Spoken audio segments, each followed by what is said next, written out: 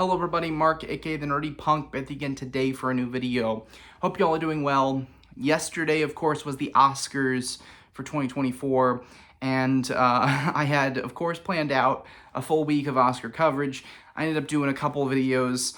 To put a long story short, without going into further detail, my dad has been dealing with a lot of health issues lately, and I've been in the hospital with him over the past weekend. So thankfully, he's being released from the hospital. He's gonna be fine, but life just keeps throwing me curveballs and has been disrupting the coverage on the channel, of course. So I wanted to real quickly today go over my thoughts on last night's Oscars. I was able to watch and go through kind of what won, what I wish would have won, my kind of overall reaction to the show, just in general. So let's get started with this. First of all, the show as a whole. So I thought it was a really good show. I think they did a fantastic job. They actually finished on time for one of the first times ever.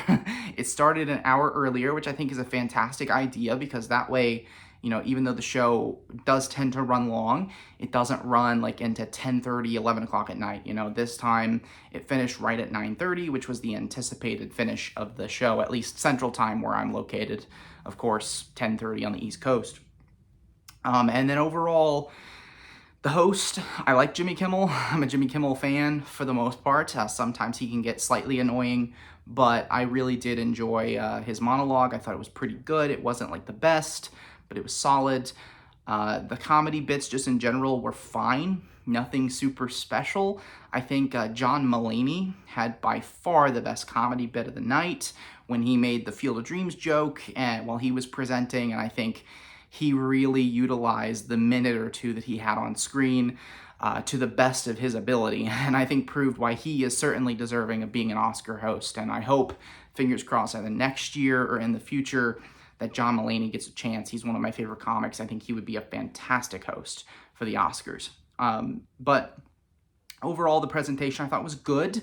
It's exactly what I want from the Oscars. It focused a lot on the actual awards themselves. There wasn't a whole lot of extra bullshit that you had to deal with. And I think the performances of the songs were fantastic.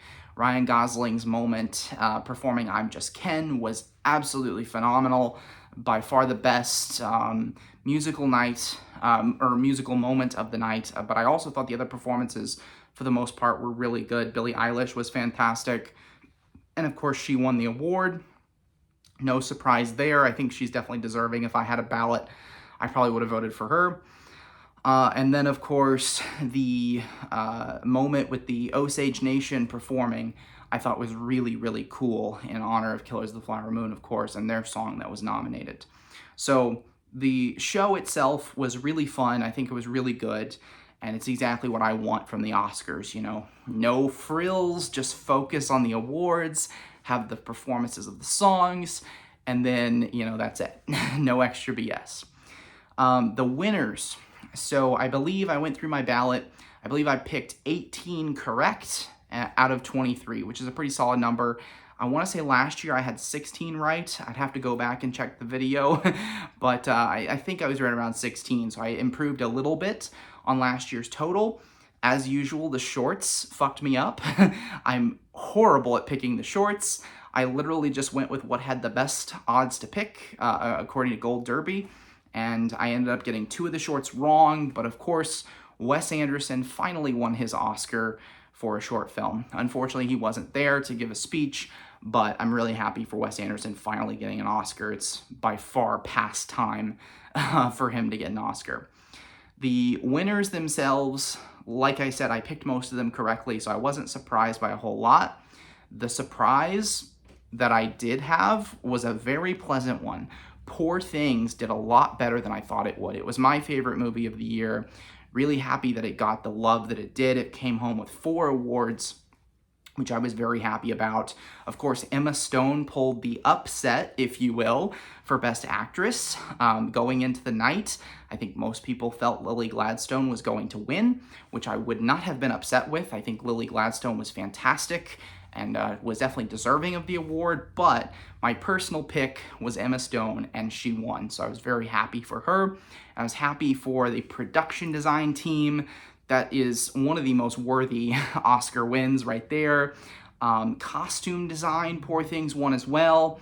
And I forget the third one. What was the last Oscar that they won? Let me look at my list here. Poor Things also won makeup and hairstyling, which I was pleasantly surprised with. That was one of them that I got wrong. I had picked Maestro, but I'm really happy it went to Poor Things. Willem Dafoe's makeup, just in general, was Oscar worthy. So I'm very happy with those victories. Poor Things swept those 3 categories there, and then of course picked up the Emma Stone victory. It was overall a massive night for Oppenheimer. Not quite as massive as some of us may have thought. I think some of us thought, maybe 8, 9 awards, maybe even 10. Oppenheimer got 7 awards, all of which were deserving in my opinion. Robert Downey Jr., he would have been my pick for supporting actor. Cillian Murphy, my pick for best actor. He won. Christopher Nolan, of course, won for director. Incredibly well-deserved. He finally got his Oscar. And then, of course, the best picture to Oppenheimer. I would have been absolutely shocked if anything but Oppenheimer won. I thought maybe after Emma Stone picked up that victory that Poor Things had a tiny little chance at Best Picture, but of course it didn't, and I really wasn't that surprised.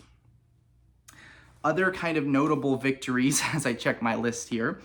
The team for Godzilla -1 won the best visual effects for the night, which I was really thrilled with. I haven't seen that movie yet, but from what I've heard about that film, the visuals are stunning, and it was made on such a small budget, relatively speaking, compared to like most major American action films.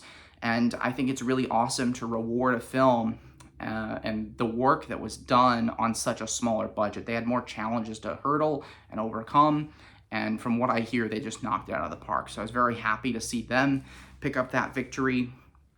Da'Vine Joy Randolph, of course, nobody was surprised with that one, but I was really happy that she won for Best Supporting Actress. Anatomy of a Fall and American Fiction, I think, were 2 fantastic picks for screenplay. Very happy with those awards. That's what I expected going into the night, but nonetheless, very good picks.